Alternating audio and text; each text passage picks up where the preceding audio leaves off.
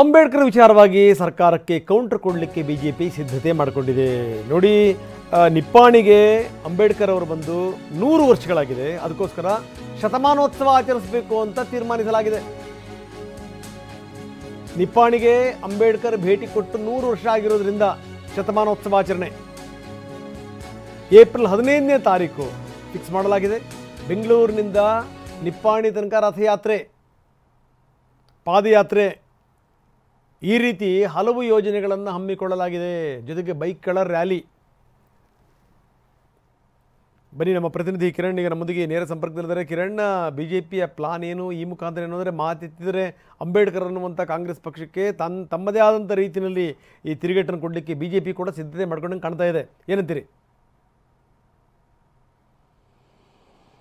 Abhi, side ತಗೊಳ್ಳೋದು ಬೆಟರಾ ಅಥವಾ apartment ತಗೊಳ್ಳೋದು ಬೆಟರಾ? ಚಿಂತೆ ಯಾಕೆ? ಒಬ್ಬ ರಿಯಲ್ ಎಸ್ಟೇಟ್ ಎಕ್ಸ್ಪರ್ಟ್ ಜೊತೆ ಮಾತಾಡು. ಹೌದಾ? ಹೇಗೆ? ಬಾಸ್ ವಾಲಾ ಬಿ ದ ಬಾಸ್.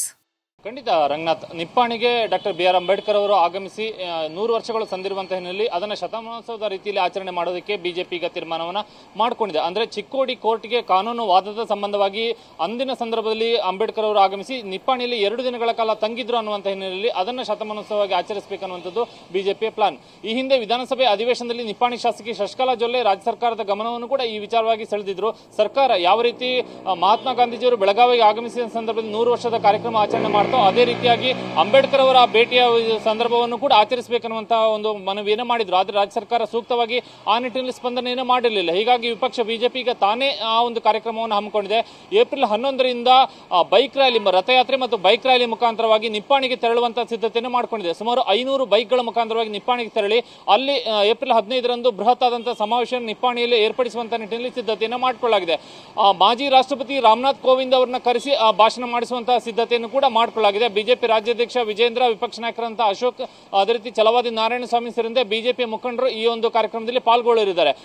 ಬೆಂಗಳೂರಿನ ಹೊರವಲಯದ ಮಾದಾವರದಿಂದ ಬೈಕ್ ರ್ಯಾಲಿ ಆರಂಭವಾಗುತ್ತೆ. ಸುಮಾರು 500 ಬೈಕ್ಗಳು ಮತ್ತು ರಥಯಾತ್ರೆ ಮುಖಾಂತರವಾಗಿ ನಿಪ್ಪಾಣಿಗೆ ತೆರಳುತ್ತಾರೆ.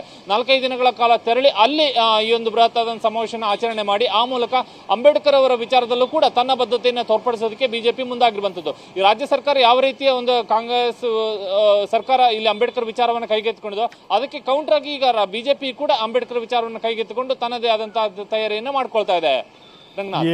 ಧನ್ಯವಾದ ತಮ್ಮೆಲ್ಲ ಮಾಹಿತಿಗೆ.